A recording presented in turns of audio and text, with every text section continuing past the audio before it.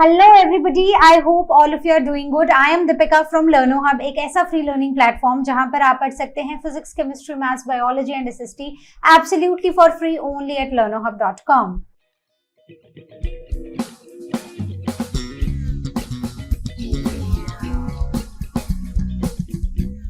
तो बच्चों, आज हम शुरू करने जा रहे हैं आईसीएसई क्लास 9 ज्योग्राफी का नेक्स्ट चैप्टर, और चैप्टर है रोटेशन एंड रेवोल्यूशन। तो बेसिकली हम यहाँ पर अर्थ के दो मूवमेंट्स के बारे में बात करने वाले हैं, जिसकी वजह से अर्थ में क्लाइमेट्स और दिन रात बदलते हैं।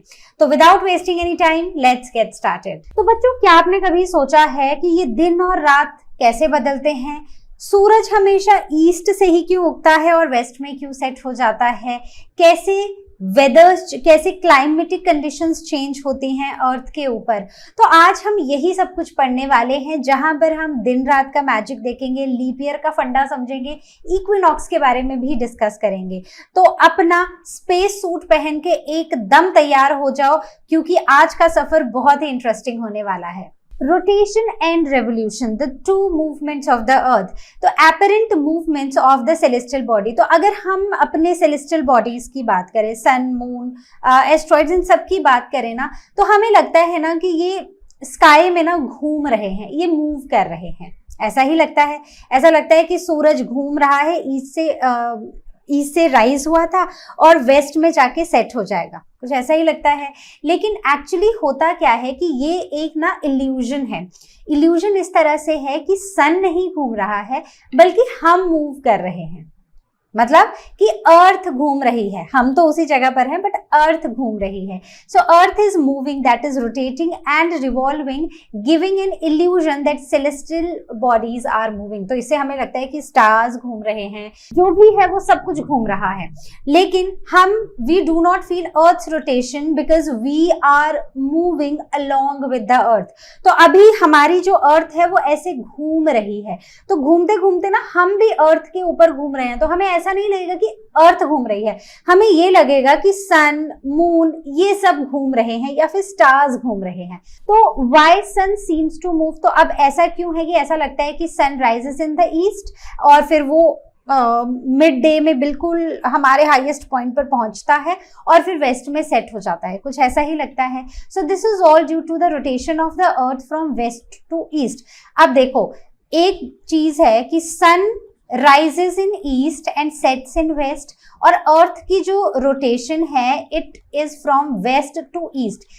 अर्थ वेस्ट से ईस्ट की तरफ को घूमती है, ठीक है। अब मैं ज्यादा मूवमेंट आपको नहीं बताऊंगी, क्योंकि उससे क्या होगा ना कि आपके दिमाग में कंफ्यूजन हो जाएगा वेस्ट और ईस्ट का, क्योंकि जब आप ये वीडियो देखोगे ना तो आपको लेटरल इन्वर्जन देखना पड़ेगा, आपको जो डायरेक्शंस है ना वो उल्टी दिखाई देंगी। इसलिए जब मैं बोल रही हूँ कि earth rotates from west to east, तो आपको वो वेस्ट टू ईस्ट जो है ना वो खुद से इमेजिन करना है, करेक्ट। अपने हिसाब से वेस्ट टू ईस्ट देखना है। So the apparent motion is relative between sun and earth. तो ये जो मूवमेंट है, तो ये जो सन का चलना है ना, ये एक इल्यूजन है। एक्चुअल में हो क्या रहा है कि धरती घूम रही है और हमें ऐसा लग रहा है कि सूरज घूम रहा है। तो ये बेसिकली एक रिलेटिव मोशन कहते हैं, जहां सूरज तो अपनी जगह पर है लेकिन पृथ्वी उसके इर्द गिर्द चक्कर काट रही है, ठीक है। अब सेलेस्टियल मूवमेंट, अगर हम सेलेस्टियल मूवमेंट देखें तो हमारे जो भी सेलेस्टियल प्लैनेट्स हैं, ठीक है, तारे हैं या प्लैनेट्स हैं या एस्ट्रॉइड्स हैं, ये सब स्पेस में घूम रहे हैं। ऐसा नहीं है कि कोई भी एक जगह पर है, वो अपने अपने हिसाब से वो किसी ना किसी मोशन में है। They are always in motion, they remain in place due to gravitational forces. अब जैसे हम अर्थ की बात करते हैं तो हम बोले कि अर्थ ऐसे ऐसे ऐसे ऐसे घूम रही है। जब आप क्लास 11-12 में जाओगे तो आप फिजिक्स पढ़ोगे और फिजिक्स में देखोगे कि एक पॉइंट आएगा तो इसको तो बाहर गिर जाना चाहिए, अर्थ को जो इसका रोटेशन का एक्सिस है उससे तो इसको बाहर गिर जाना चाहिए। तो इसलिए ऐसा नहीं होता है। क्यों नहीं होता है? क्योंकि एक फोर्स है जो सभी प्लैनेट्स को, सभी सेलेस्टियल बॉडीज को उनकी जगह पर रोके रखती है, राइट। तो अब इसी फोर्स के बारे में हम पढ़ेंगे, that is the gravitational force. तो ग्रेविटेशनल फोर्स में ग्रेविटी का बहुत इंपॉर्टेंट रोल है किसी भी सेलेस्टियल बॉडी को उसकी जगह पर रखने का। तो अर्थ ग्रेविटी अर्थ, जो अर्थ की ग्रेविटी है, तो अर्थ है, अर्थ के पास मून है, तो अर्थ जो है वो मून को अपने आसपास रखती है। क्यों रखती है? This is because of the gravitational force on the earth. ठीक है, ग्रेविटेशनल फोर्स ऑफ द अर्थ। वैसे ही जब भी हम कोई आर्टिफिशियल सैटेलाइट्स जो हैं वो स्पेस में भेजते हैं और वो हम चाहते हैं कि वो हमारे अर्थ के आसपास घूमे, तो उनको मतलब अर्थ से ऐसे छोड़ा जाता है ताकि वो एक जगह पर पहुंचे और उसके बाद वो अर्थ की ग्रेविटी के अंदर रहे। ग्रेविटी के अंदर रहेंगी तो अब वो अर्थ के इर्द गिर्द घूमेंगी। बात समझ आई? तो अर्थ अपने आसपास अपनी ग्रेविटी की वजह से मून को और आर्टिफिशियल सैटेलाइट्स को होल्ड करके रखता है। इसीलिए ये सारा मून या फिर आर्टिफिशियल सैटेलाइट्स जो हैं ये कहीं भी जाके गुम नहीं हो जाती हैं इन द स्पेस, राइट? नहीं तो ऐसा होता कि अगर ग्रेविटी नहीं होल्ड कर रही होती तो सारे के सारे प्लैनेट्स या जो भी सेलेस्टियल बॉडीज हैं, आज हमारे सामने मार्स होता, कल वीनस होता, किसी और दिन हम यूरेनस के पास में घूम रहे होते, कभी मून हमारे पास होता, कभी वो नेपच्यून के पास घूम रहा होता। तो this is all because of the gravity, this gravitational force. So it prevents them from flying away into the space. तो ये रोकता है इन सारे सेलेस्टियल बॉडीज को ताकि ये इधर उधर जाके ना फ्लाई ना करने लग जाए स्पेस के ऊपर। अब इस फिगर को थोड़ा सा समझते हैं। तो इस फिगर में हमें सन दिया है, ये है सन की रेज। ठीक है, आगे काम आएगा। इसको मैं यही समझा रही हूं ताकि अब जब मैं पॉइंट्स आपको बताऊंगी ना तो आपको बहुत ज्यादा डिटेल में उसके जाने की जरूरत नहीं होगी, यहीं से समझ आ जाएगा। तो अब अगर इस पिक्चर को और इस ग्लोब को अगर आप ध्यान से देखो तो सबसे पहली चीज है कि हमारी अर्थ की एक्सिस थोड़ी सी टिल्टेड होती है। तो एक्सिस कहां पर है? इस ग्लोब में देखो ये एक्सिस है, जहां पर मेरी यहाँ फिंगर है और नीचे भी फिंगर है, राइट? तो इसमें भी ना वैसे ही एक्सिस जो है वो थोड़ी टिल्टेड हमें दिखा रही है। कितनी टिल्टेड होती है? इट इज 23.5 डिग्री पर यहाँ पर टिल्ट देखने को मिलता है। ठीक है, यहां से ये डॉट हटाओ, अगर हम इसको दूसरी तरह लिखना चाहें तो हम ऐसे लिख सकते हैं, राइट? एक बात क्लियर हो गई कि अर्थ की एक्सिस थोड़ी टिल्ट हुई होती है, राइट? अब इसमें देखो, इसमें ये वाला जो पोर्शन है दिस इज द इक्वेटर। ठीक है, जो ये वाले, हम इस इक्वेटर की बात करें, जो थिक सी आप बीच में लाइन देख रहे हो जो अर्थ को दो हिस्सों में, नॉर्थ और साउथ पोल में डिवाइड कर देती है। अब इससे ऊपर अगर आप जाओ, मतलब यहां पर देखो ये है, right? So this is 23.5 and this is 66.5, correct? अब इस इक्वेटर से अगर आप 23.5 डिग्री ऊपर जाओगे तो ट्रॉपिक ऑफ कैंसर आएगा और नीचे आओगे तो ट्रॉपिक ऑफ कैप्रिकॉर्न आएगा। 66.5 डिग्री ऊपर जाओगे तो आर्कटिक सर्कल आएगा और नीचे आओगे तो एंटार्क्टिक सर्कल आएगा, करेक्ट? तो ये हो गई हमारी अर्थ की एक्सिस और ये डिवीजन ऑफ दिस अर्थ। और ये डिवीजन हमें बताता है क्लाइमेटिक जोन्स के बारे में। तो बेसिकली ट्रॉपिक ऑफ कैंसर से लेकर ट्रॉपिक ऑफ कैप्रिकॉर्न तक ये वाला जो पूरा रीजन है, यहाँ पर सन की रेस काफी डायरेक्ट पड़ती हैं हमारे अर्थ पे, जिसकी वजह से यहाँ पर बहुत ज्यादा गर्मी देखी जाती है। अब अगर हम ट्रॉपिक ऑफ कैंसर से Arctic circle which is 66.5 degree north या फिर ट्रॉपिक ऑफ कैप्रिकॉर्न से 66.5 डिग्री साउथ जो कि आर्कटिक सर्कल है, तो अगर हम इस जोन में आए ना, एक जो मैंने ये मार्क कर दिया है, राइट, और एक जो है वो मैंने ये मार्क कर दिया है, करेक्ट? तो अगर हम ऊपर या फिर नीचे जाएं तो हम देखते हैं, so this one is the tropical, ये इस वाले को ना हम टॉरिड जोन बोलते हैं जहां पर बहुत ज्यादा गर्मी होती है ये, और सिमिलरली इसको हम बोलते हैं टेम्परेट जोन, राइट? और आर्कटिक सर्कल वाला रीजन और ये एंटार्क्टिक सर्कल वाला जो रीजन है इसे हम फ्रिजिड जोन बोलते हैं, जहां पर बहुत ही कम सनराइज आती हैं जिसकी वजह से यहाँ पर ठंडा मौसम रहता है। तो ये था ये पूरा अर्थ के बारे में, करेक्ट? अब अर्थ जो है वो टिल्टेड है और टिल्टेड होने की वजह से सनलाइट का जो डिस्ट्रीब्यूशन है ना, उस सनलाइट के डिस्ट्रीब्यूशन की वजह से यहाँ पर सीजन्स बनते हैं, राइट?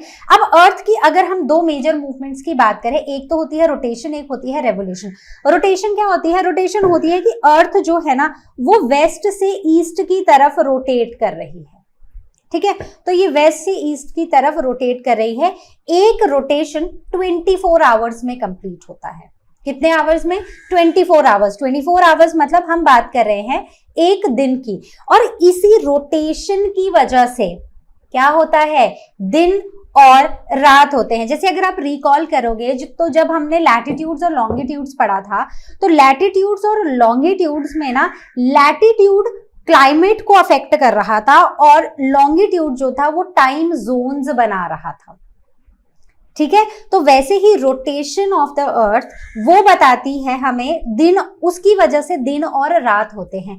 वहीं पर रेवोल्यूशन, रेवोल्यूशन मतलब कि अब सन है, सन एक जगह स्टेशनरी है और अर्थ क्या करेगी, अर्थ उसके इर्द गिर्द ऐसे चक्कर काटती रहेगी। बात समझ आ गई आपको? सो अर्थ रिवॉल्व्स अराउंड द सन और एक कंप्लीट रेवोल्यूशन में उसको कितना टाइम लगता है? उसको लगता है 1 साल, विच इज 365 डेज। लेकिन अगर हम बिल्कुल एक्यूरेट हो जाएं तो इट इज 365 प्लस 0.25 या फिर 1/4 और डे लगता है। ठीक है, पूरा एक दिन नहीं बट 1/4 डे और इसमें एडेड होता है। तो it is responsible for the seasons. तो rotation is responsible for day and night and revolution is responsible for the seasons. बात समझ आ गई थी? क्लियर हुई? कहीं पर कोई भी doubt, ask it on ask question section और you can book your class with LearnoHub स्वयं। थोड़ा सा अगर रिवाइंड करके फिर से सुनोगे तो सब समझ फिर से आ जाएगा। ठीक है, जस्ट आपको एक रिकॉल चाहिए। Now the movement of the अर्थ, इसके इफेक्ट्स क्या हैं? तो इसके इफेक्ट्स क्या हैं? इसका इम्पैक्ट लिविंग ऑर्गेनिजम्स पे होता है। तो अर्थ एक ओनली प्लैनेट है जहां पर लाइफ है, राइट? तो अभी तक जितनी भी हमारी करंट नॉलेज है उसके हिसाब से यही एक प्लैनेट है जहां पर लोग रहते हैं। The Earth's movement affect the types of plants, animals and overall diversity. Overall diversity, तो जो अर्थ की जो मूवमेंट है ना, उस पर डिपेंड करता है कि कहाँ पर कैसे प्लांट्स होंगे, कैसे एनिमल्स होंगे और ओवरऑल डाइवर्सिटी कैसी होगी। जैसे अगर हम बात करें एकदम अपने आर्कटिक और एंटार्क्टिक सर्कल की, तो यहाँ पर वो एनिमल्स रहते हैं जो बिल्कुल ऐसे ठंडे में रह सकते हैं, जिनके बड़े बड़े से फिर होते हैं, जो आइस में रहने के केपेबल होते हैं, जो ठंडी जगह पर रह सकते हैं, जो आइस में रह सकते हैं। वैसे ही थोड़ा सा नीचे आओगे तो कुछ और तरह के आपको एनिमल्स और प्लांट्स मिलेंगे। ठीक है, फिर और अगर आप ट्रॉपिकल में आओगे तो यहाँ पर अच्छी धूप होने की वजह से और भी ज्यादा वैरायटी आपको प्लांट्स और एनिमल्स में देखने को मिलेगी। तो बेसिकली इसका काफी ज्यादा इम्पैक्ट होता है लिविंग ऑर्गेनिजम्स पे। अब दूसरा इफेक्ट है वेरिएशन इन हीट और इंसुलेशन। तो होता क्या है कि अर्थ क्योंकि टिल्टेड है, 23.5 डिग्री इंक्लिनेशन है, ये गोल है। अब हर जगह पर बराबर सनलाइट नहीं आती है, right? So every area receives a different amount of sunlight. Correct. Next one is the impact on climate. अब इसी चीज का, क्योंकि सनलाइट हर जगह अलग अलग आती है तो उसकी वजह से क्लाइमेट पर भी काफी इम्पैक्ट होता है। डिफरेंट क्लाइमेटिक रीजन्स देखे जाते हैं। मेन 3 है, कौन कौन से है? टॉरिड, बिल्कुल इक्वेटर से Tropic of Cancer to Tropic of Capricorn. ठीक है, यहाँ पर बनाती हूँ मैं इन शॉर्ट। तो इक्वेटर, नॉर्दर्न हेमिस्फेयर में ट्रॉपिक ऑफ कैंसर एंड यहाँ पर ट्रॉपिक ऑफ कैप्रिकॉर्न, तो ये है टॉरिड जोन। इसके ऊपर यहाँ से 23.5 से 66.5 तक चले जाओ और यहाँ 23.5 से 66.5 तक चले जाओ तो ये हमारा टॉरिड है। ये हो गया हमारा टेम्परेट जोन जहां पर थोड़ा ठंडा होता है as compare to the torrid zone. और सबसे ऊपर आर्कटिक सर्कल, यहाँ एंटार्क्टिक सर्कल जो बहुत ठंडे होते हैं, जहां पर आइस देखने को मिलती है। अब क्योंकि अलग अलग तरह के क्लाइमेट है, उससे वेजिटेशन भी अलग होगी और एटमॉस्फेरिक चेंजेस भी अलग होंगे। So they directly influence the variety on earth. तो ये अर्थ के ऊपर अलग अलग तरह की वेराइटी डालने में भी अर्थ की मूवमेंट का बहुत इंपॉर्टेंट हाथ है। Now the rotation of the earth and alternation of day and night. तो बेसिकली अब ये जो अर्थ घूमती है, अर्थ के घूमने की वजह से जो डे और नाइट का साइकिल बनता है उसके बारे में थोड़ा सा समझते हैं। तो earth rotates once in 24 hours on its axis, हमने पढ़ा। The side facing towards the sun. अब यहां पर देखो, यहां पर आओ, यहां से सनरेज आ रही हैं, तो जिस तरफ से सनरेज आ रही हैं और जिस हिस्से पर सनरेज गिर रही हैं वहां दिन होगा और उसके ऑपोजिट साइड क्या हो जाएगी? रात हो जाएगी। सिंपल सी बात है। अब इन दोनों के बीच में ना, जैसे आप ये देख रहे हो, ये इमेजिनरी सी लाइन है, राइट? एक तरफ अंधेरा है, एक तरफ उजाला है, एक तरफ रात है, एक तरफ दिन है। तो ये डिवाइडिंग इमेजिनरी लाइन को हम सर्कल ऑफ इल्यूमिनेशन बोलते हैं। और अर्थ रोटेट कहां से करती है? सन कहां राइज होता है? ईस्ट में। सेट कहां होता है? वेस्ट में, राइट। सन कहां, किस डायरेक्शन में रोटेट करती है? बिल्कुल opposite direction, that is west to east. अभी तक कोई प्रॉब्लम किसी को? So this is the circle of illumination, जो कि एक्चुअली एक इमेजिनरी सी लाइन है। अब हम आते हैं पीरियड ऑफ रोटेशन पर, साइडियल डे। तो ये साइडियल डे क्या होता है? तो बेसिकली अर्थ है ना, अर्थ जब अपने पोल्स के अराउंड, अपने एक्सिस पर घूम रही है, मतलब पूरा 360 जब ये घूम जाती है, तो हमने बोला था कि इसमें 24 आवर्स लगते हैं। बट अगर हम बिल्कुल एक्यूरेट देखें तो it is 23 hours 56 minutes and 4.09 seconds लगते हैं। अब ये जो रोटेशन है ना, ये और इस पूरे एक रोटेशन के टाइम को हम साइडियल डे बुलाते हैं, करेक्ट। अब कैसे पता लगाते हैं? हाँ, अर्थ घूम रही है, अर्थ मतलब अपने एक्सिस पर भी घूम रही है और सन के अराउंड भी घूम रही है, लेकिन जो स्टार्स है ना वो एक फिक्स्ड पॉइंट पर है, वो नहीं घूम रहे हैं, राइट। उनकी जो एक पोजीशन है वो फिक्स्ड है। तो उन फिक्स्ड पोजीशन ऑफ स्टार्स, जो डिस्टेंट स्टार्स हैं, उनकी फिक्स्ड पोजीशन को मेजर करते हैं हम, और उसी से मतलब फिक्स्ड पोजीशन को देखते हैं और उसी से हम मेजर करते हैं रोटेशन, उसी से हम इसका 1 फुल रोटेशन को मेजर करते हैं कि कितना टाइम लगा है। सिंपल। कोई डाउट तो पूछ लेना, right. Now talking about what are the effects of speed. अब कभी ये स्पीड अगर तेज हो गई अर्थ की तो क्या होगा, अगर ये कभी स्लो हो गई तो क्या होगा? तो इसमें एक बहुत इंपॉर्टेंट इफेक्ट आता है विच इज कोरायोलिस इफेक्ट, जिसे हम फेरेल्स लॉ भी बुलाते हैं। तो जो भी ऑब्जेक्ट्स मूव कर रहे हैं, अब हमने जैसे देखा कि धरती जो है ना वो अपने ही एक्सिस पर ऐसे घूम रही है, राइट। तो इसकी वजह से ये जो समुद्र में लहरें आ रही हैं या फिर जो विंड्स बन रही हैं, ये सब इसी वजह से चल रहा है, और इसी वजह से ये समुद्र की लहरें मुड़ रही हैं और इसीलिए विंड्स भी मुड़ रही हैं। तो बेसिकली अर्थ की इस रोटेशन की वजह से हवा जो है वो कभी बिल्कुल सीधी नहीं चलती है, वो हमेशा मुड़ जाती है, और वैसे ही समुद्र की लहरें भी सीधी नहीं चल के वो भी थोड़ा मुड़ जाती हैं। So the moving objects they deflect, right. तो नॉर्दर्न हेमिस्फीयर में राइट की तरफ को डिफ्लेक्शन होता है और सदर्न हेमिस्फीयर में लेफ्ट की तरफ को डिफ्लेक्शन देखा जाता है। तो नॉर्दर्न हेमिस्फीयर में ये राइट की तरफ को डिफ्लेक्ट हो जाती है और सदर्न में ये लेफ्ट की तरफ को डिफ्लेक्ट हो जाती है, और इसी वजह से विंड्स, ओशन करंट्स और साइक्लोन्स आते हैं। बात समझ आ गई कि जो भी चीज सीधी चल रही होती है वो अर्थ के इस रोटेशन की वजह से वो मुड़ जाती है। जैसे समुद्र की लहरें मुड़ जाएंगी और इवन विंड भी मुड़ जाएगी। बात समझ आई? तो अभी इस क्लास में ना हमें यही बेसिक अंडरस्टैंडिंग चाहिए, इसका ज्यादा डिटेल हम हायर क्लासेस में पढ़ते हैं।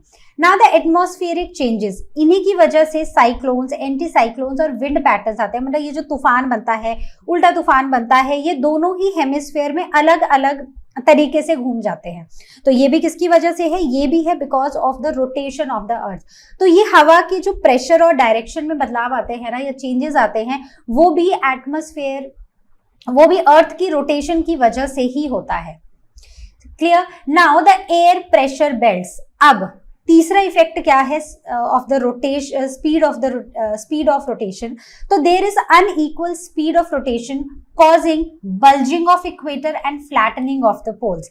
अर्थ के अलग अलग हिस्सों में एयर का प्रेशर अलग अलग होता है, ठीक है। अगर याद करो, अगर आप एटमॉस्फेयर चैप्टर, तो हमने एटमॉस्फेयर चैप्टर में क्या पढ़ा है कि ये जो इक्वेटर है ना हमारा, इक्वेटर के पास हमारा एटमॉस्फेयर काफी थिक है, लेकिन जब हम पोल्स की तरफ जाते हैं तो ये एटमॉस्फेयर थिन हो जाता है। और क्योंकि ये यहाँ पर थिन है, यहाँ एटमॉस्फेयर थिन है, तो प्रेशर भी कम है।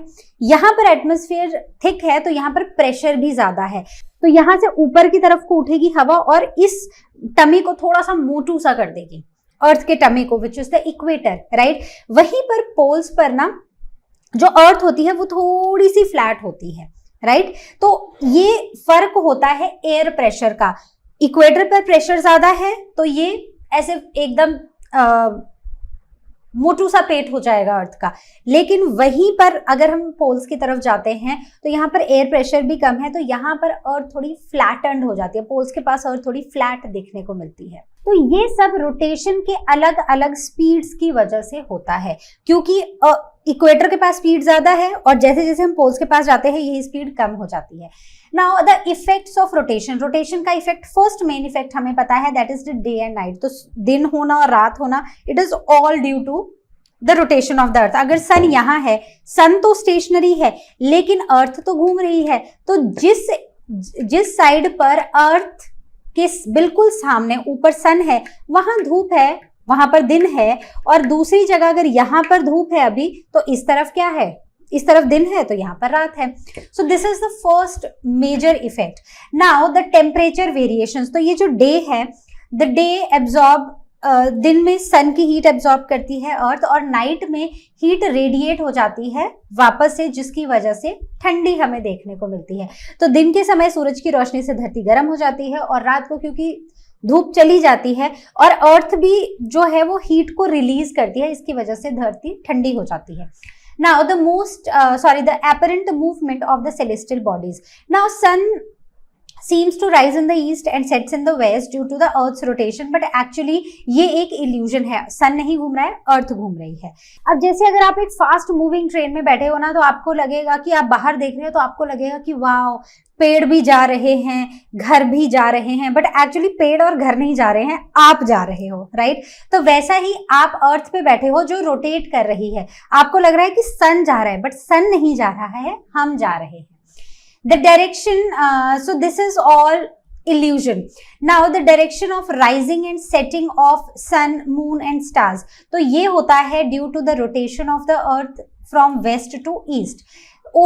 Now the tides. तो ocean tides occur twice daily due to the combined effect of rotation. और ये twice daily मतलब ये almost 12 hours के gap पर, ये बोला जाता है कि 12 आवर्स 56 मिनट्स के गैप पर ये ओशियन टाइड्स हमें देखने को मिलती हैं। तो जो ये ओशियन टाइड्स होती हैं, ये टाइड्स मून की ग्रेविटी और अर्थ की रोटेशन की वजह से, इन दोनों की वजह से ये टाइड्स फॉर्म होती हैं। अब बात करते हैं कोरियोलिस इफेक्ट की। तो सेम हमने पहले डिस्कस किया था, तो it was discovered by Gustave Coriolis in 1835। So due to the earth's rotation and the centrifugal force, तो मतलब कि जब धरती घूमती है तो उस पे रहने वाली चीजें भी उनके साथ साथ घूमती हैं। तो इवन जो समुद्र की लहरें बन रही हैं, जो विंड है, वो सब कुछ एक साथ ही, मतलब वो अर्थ की रोटेशन की वजह से ही होता है, ये बात हमें क्लियर है। So the deflection, northern hemisphere में जो है वो राइट की तरफ को डिफ्लेक्ट करेगा, सदर्न हेमिस्फीयर वाला लेफ्ट की तरफ को डिफ्लेक्ट करेगा। ये इफेक्ट जो है it is stronger near the poles, और इक्वेटर पर ना ये इफेक्ट ऑलमोस्ट जीरो देखा गया है। It impacts ocean currents, wind patterns and cyclone directions. तो इक्वेटर के पास जैसे हमने बात की, इसका इफेक्ट जीरो होता है, और जैसे जैसे हम पोल्स की तरफ आते हैं तो पोल्स की तरफ रोटेशन की स्पीड कम हो जाती है, इसलिए यहाँ पर काफी स्ट्रॉन्ग देखा जाता है ये इफेक्ट। तो अब अगर हम इसको एक पिक्चर से समझें, तो ये अर्थ है, अर्थ में से ये नॉर्दर्न हेमिस्फीयर है और ये सदर्न है। तो नॉर्दर्न हेमिस्फीयर में अगर चीज को, ये होगा इसका एक्चुअल पाथ जो उसने लिया, और ये होगा पाथ स्टेशनरी अर्थ का, ठीक है। तो बेसिकली जो भी चीज हम फेंकेंगे वो थोड़ी सी राइट की तरफ को चली जाएगी, वहीं पर सदर्न हेमिस्फीयर में हम जो भी चीज फेंकेंगे वो लेफ्ट की तरफ को चली जाएगी, बस इतनी सी बात है। अब इसमें एक और चीज देखो, अगर आप नॉर्थ से देख रहे हो सो दिस इज द रोटेशन, और साउथ से this is the rotation, okay. अब हम बात करते हैं, इसमें एक बहुत इंपॉर्टेंट फोर्स का काम है विच इज सेंट्रीफ्यूगल फोर्स और सेंट्रीपिटल फोर्स। हम पढ़ते हैं इसको फिजिक्स में। तो इनका अर्थ की ग्रेविटी, रोटेशन, अर्थ का घूमना और यहाँ पर चीजों का बदलाव होना, इन दोनों फोर्सेस का भी बहुत इंपॉर्टेंट इफेक्ट होता है। So it is the outward force due to rotation. तो सेंट्रीफ्यूगल फोर्स जो है ना, ये किसी भी चीज को बाहर की तरफ को फेंकती है, इसीलिए जो हमारी अर्थ होती है वो बीच से ना ऐसी फूली होती है। So it pools away the matter from the centre. तो अगर ये हमारा सोलर सिस्टम है, ये सोलर सिस्टम का सेंटर है, ये प्लैनेट्स यहाँ पर अपने ऑर्बिट्स में घूम रहे हैं, तो ये फोर्स क्या करेगी कि जो प्लैनेट यहां पर घूम रहा है उसको ये बाहर की तरफ को फेंकेगी। ठीक है, तो आप बोलोगे तो बाहर गिर क्यों नहीं गई अर्थ, ऐसे इस सोलर सिस्टम से निकल के कहीं और क्यों नहीं चली गई, अभी बताती हूँ। So that is why the earth bulges at the equator and flattens at the pole. Now there is a balance, there is something to balance with this centrifugal force and it is the centripetal force. अब centripetal force क्या करती है, ये चीजों को centre की तरफ खींचती है, मतलब ये इसको ना इसकी तरफ को खींचेगी। Sun is the centre of our solar system, तो ये इसको सेंटर की तरफ खींचेगी, जिसकी वजह से क्या होगा कि ना तो अर्थ यहां जाएगी ना तो अर्थ यहां जाएगी, बट वो अपने ही एक्सिस में, अपने ही ऑर्बिट में वो घूमती रहेगी।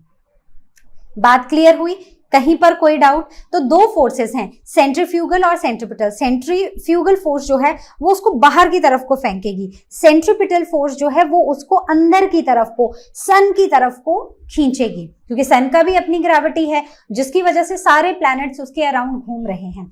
सो both these forces keep the earth's shape also stable. तो इससे अर्थ की शेप भी स्टेबल रहती है, क्योंकि एक फोर्स एक तरफ से खींच रही है, दूसरी दूसरे से खींच रही है, तो वो बीच से ऐसे मोटू हो गई है। ठीक है, समझ आ गए? अब आगे बढ़ते हैं। Now the revolution of the earth. तो अभी तक तो हमने अर्थ के रोटेशन की बात की जिससे दिन और रात हो रहे थे। अब हम बात करेंगे रेवोल्यूशन। जब अर्थ सन के अराउंड घूमती है उसे हम रेवोल्यूशन बुलाते हैं। सो अर्थ की movement around the sun in the elliptical orbit. तो ऐसे एलिप्टिकल ऑर्बिट्स होते हैं और अप्रोक्सीमेटली कितना टाइम लेती है, हमने पढ़ा था ऑलमोस्ट एक साल। ऑलमोस्ट एक साल बोला है मैंने, एक साल नहीं बोला है। So it is 365 days and plus 1/4 day. तो बेसिकली 365.25 डेज लेती है एक रेवोल्यूशन में। तो यहाँ पर जैसे हमने वहां पीरियड ऑफ रोटेशन पढ़ा था, यहाँ है पीरियड ऑफ रेवोल्यूशन।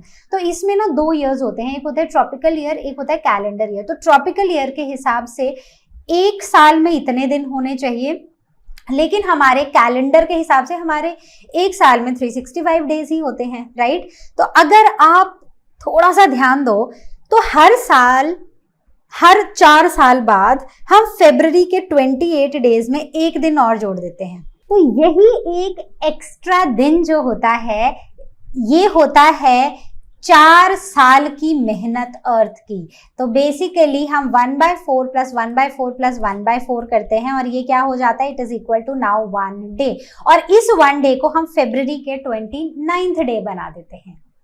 ठीक है, तब मजा आया, समझ आ गई बात। अब बात करते हैं 2 बहुत ही इंपॉर्टेंट और कॉन्सेप्ट्स की, जिनकी टर्म्स भी आपको याद रखनी है और जिनके मीनिंग्स भी आपको याद रखने हैं।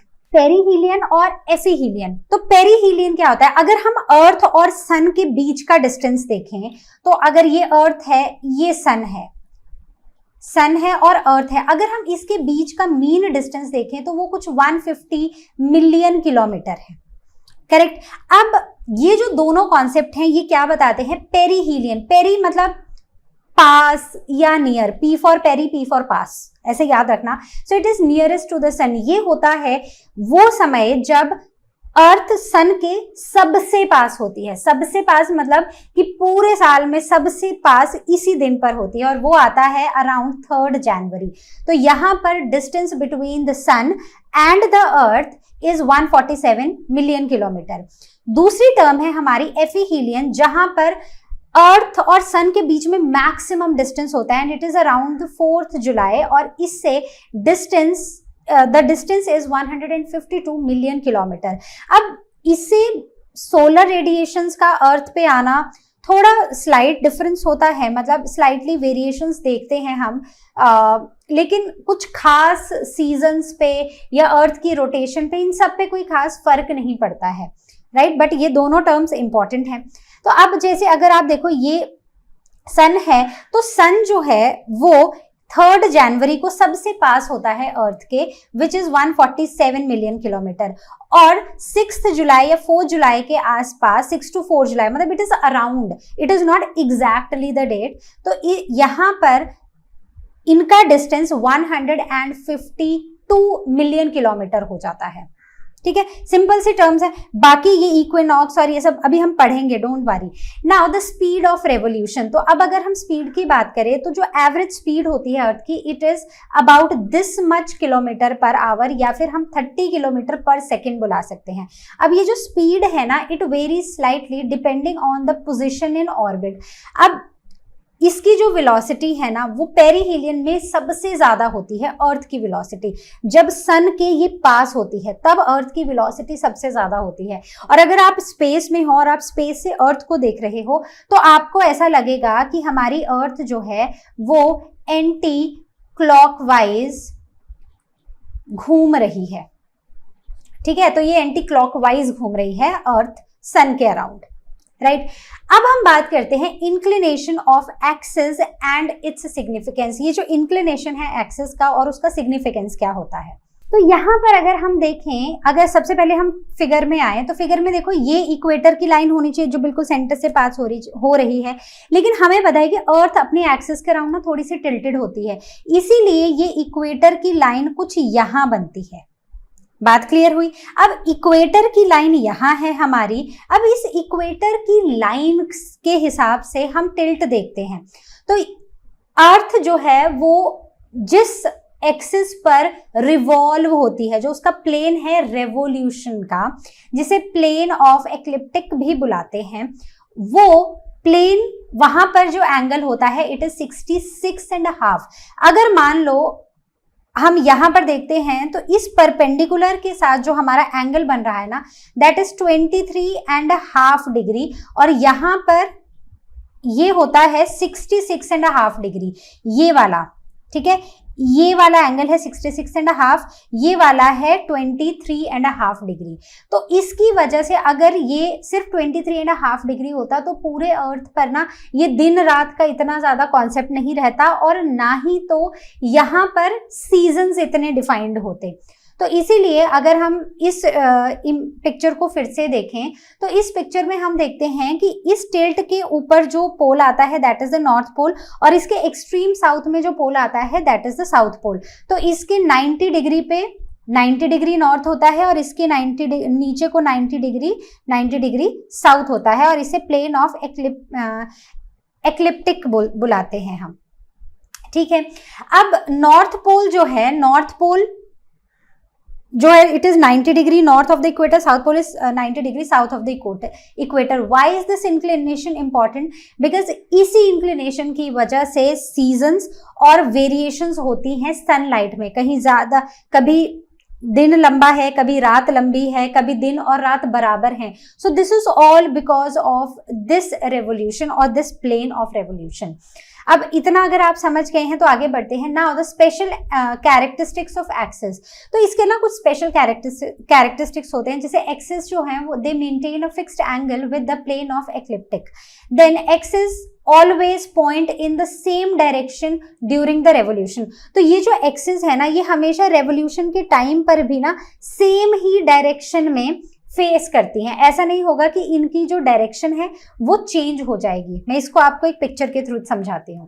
तो यहाँ पर देखो, अगर आप इस पिक्चर में, तो अर्थ घूम रही है सन के अराउंड, लेकिन इसका जो इंक्लिनेशन है ना वो हमेशा एक ही डायरेक्शन में रहता है। तो अगर हम इसकी मेन एक्सिस देखें ना तो वो कुछ ऐसी होनी चाहिए, सीधी। तो it is always tilted 23.5 degree. ये हमेशा 23.5 डिग्री टिल्ट रहता है, और ये जो टिल्ट है ये throughout the year same ही रहता है, इसमें कोई भी चेंज नहीं आता। और इसी की वजह से अर्थ के ऊपर गर्मी, सर्दी, बरसात, ये सारे सीजन्स क्रिएट होते हैं। तो आपको ये बात समझ आ गई कि इस एक्सिस के होने और इस एक्सिस का टिल्ट हमारे लिए कितना इंपॉर्टेंट है। Now, what is the effect of inclination of axis on the alternation of seasons? तो होता क्या है, हम देखते हैं कि गर्मियों में ना हमारे इंडिया में दिन बहुत लंबे होते हैं, और सर्दियों में ना दिन छोटे होकर रातें लंबी हो जाती हैं। तो यही रीजन है, ये एक्सिस की वजह से। अब हम देख रहे हैं कि ये जो एक्सिस है ना ये थोड़ी सी टिल्टेड है, 23.5 डिग्री ऐसे परपेंडिकुलर से थोड़ी सी टिल्टेड आती हैं। तो ये जो एक्सिस है ये टिल्टेड है towards each pole leans towards the sun alternately during revolution. तो जब अर्थ घूम रही है तो हर एक टाइम के बाद कभी नॉर्थ पोल सन की तरफ टिल्टेड है, कभी साउथ पोल सन की तरफ टिल्टेड है। तो जब नॉर्थ पोल सन की तरफ टिल्टेड होता है तो नॉर्दर्न हेमिस्फीयर में धूप ज्यादा आती है और इसकी वजह से यहाँ समर्स होते हैं और सदर्न हेमिस्फीयर में विंटर्स होते हैं। वहीं जब सदर्न हेमिस्फीयर सन की तरफ फेस करता है तो सदर्न हेमिस्फीयर में समर्स होते हैं और नॉर्दर्न हेमिस्फीयर में विंटर्स होते हैं। अब एक हाइपोथेटिकल सिचुएशन लेते हैं जहां पर हम मानते हैं कि अर्थ में बिल्कुल भी टिल्ट नहीं है और अर्थ का एक्सिस बिल्कुल सीधा है। तो क्या होगा? अगर बिल्कुल सीधा होगा तो पूरी धरती के ऊपर दिन और रात बराबर होंगे, मतलब 12 घंटे के दिन, 12 घंटे की रातें होंगी। बिल्कुल ऐसा नहीं होगा कि कभी दिन छोटे या बड़े हो रहे हैं। तो अगर ऐसा होगा तो सीजन्स भी एग्जिस्ट नहीं करेंगे। तो ये टिल्ट हमारे लिए बहुत इंपॉर्टेंट है क्योंकि इस टिल्ट की वजह से ही सीजन्स एग्जिस्ट करते हैं।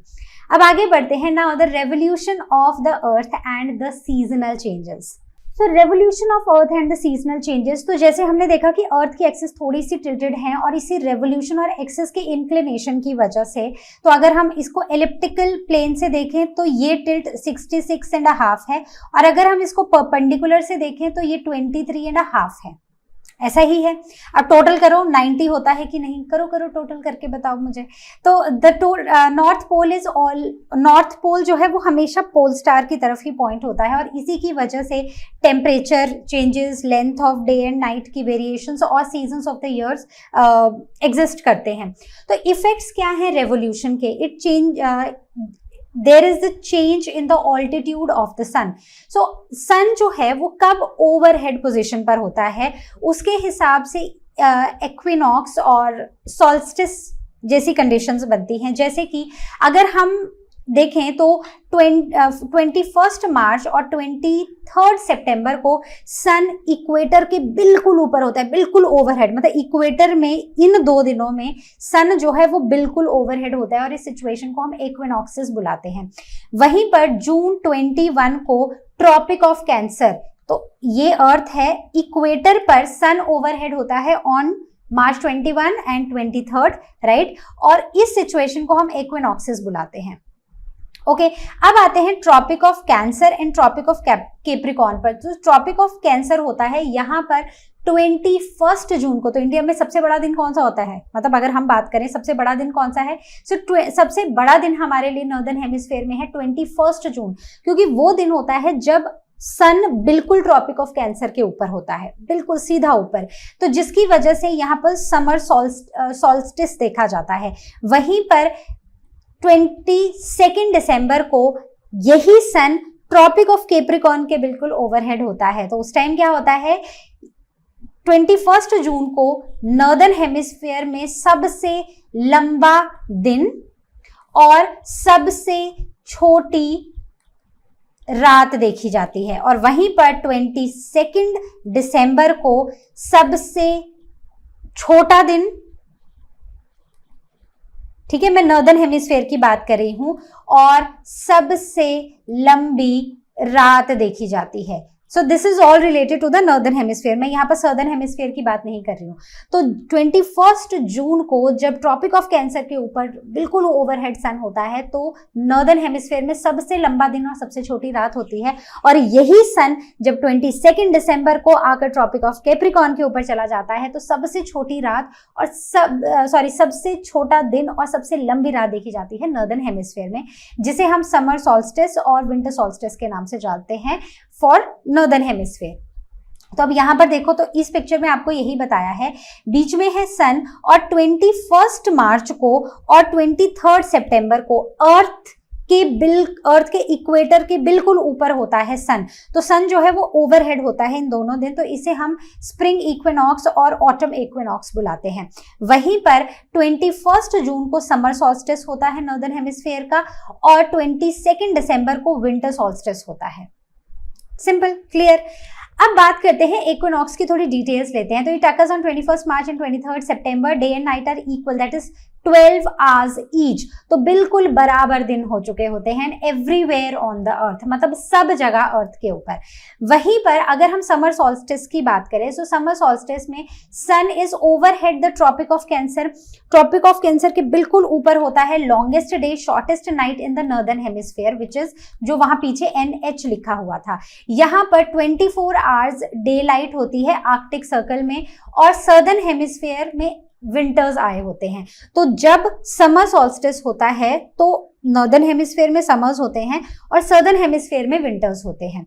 अब अगर हम बात करें स्पेशल फीचर्स की, तो day is longer than night, northern pole में कंटिन्यूअस डे लाइट होती है, मतलब वहां पर सिर्फ दिन ही रहता है, रात नहीं आती है, 6 महीने दिन रहता है।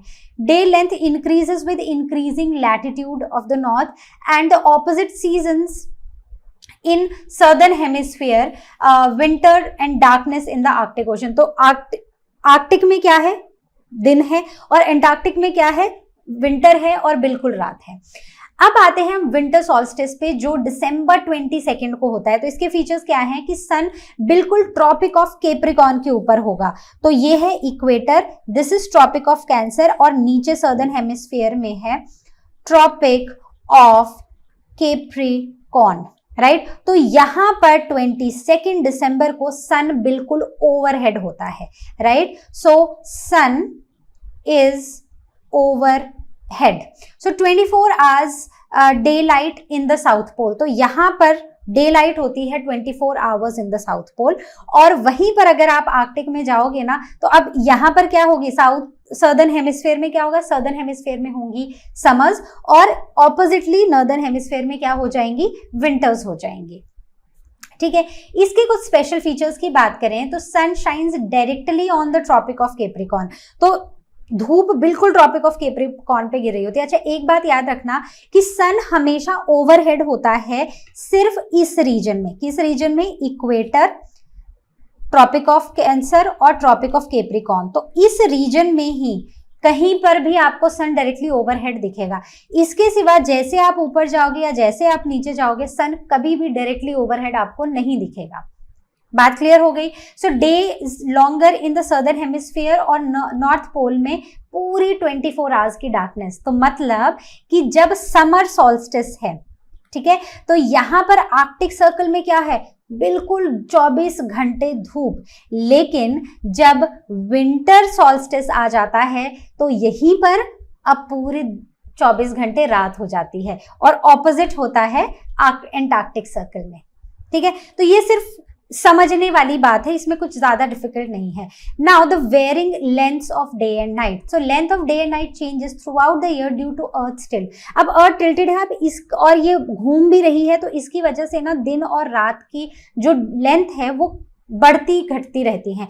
जैसे अगर हम अपने हेमिस्फेयर की बात करें, नॉर्दर्न हेमिस्फेयर में, तो 21 जून, यस 21 जून के बाद हमारे जो डे लेंथ है ना वो कम होने लग जाती है। अगर हम आज की बात करें, आज जून का बिगनिंग है, तो जून की बिगनिंग में ना अभी हमारे दिन बढ़ रहे हैं, मतलब डे लेंथ जो है वो बढ़ रही है और हमारी रातें छोटी हो रही हैं।